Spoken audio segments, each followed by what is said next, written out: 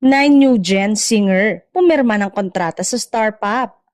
Formal na ipinakilala ng ABS-CBN Music ang siyam na new gen singers na bahagi na ngayon ng kanilang roster sa naganap na Star Pop Inc. Drop 2025 contract signing event sa ABS-CBN Dolphy Theater.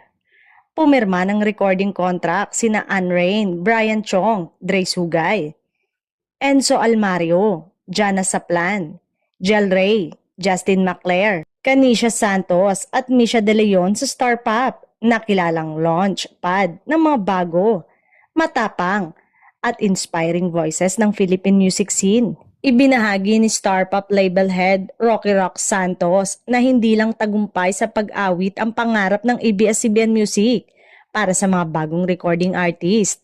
Gusto rin nila na maipakita nito ang authenticity sa kanilang pagkikwento gamit ang musika at maabot ang mas marami pang makikinig. Ang major wish ng label is makilala sila kung sino sila as an artist.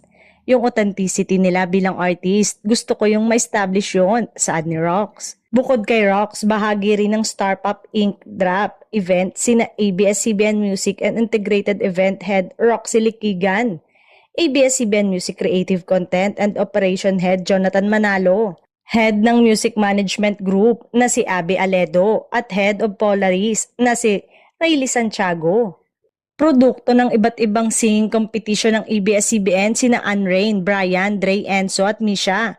Nadiskubre naman sina Jana, Jel Ray at Justin sa pamamagitan ng kanilang musika. Nagbabalik sa music scene ngayon si Kanisha na kapatid ng kapamilya actor na si L.A. Santos.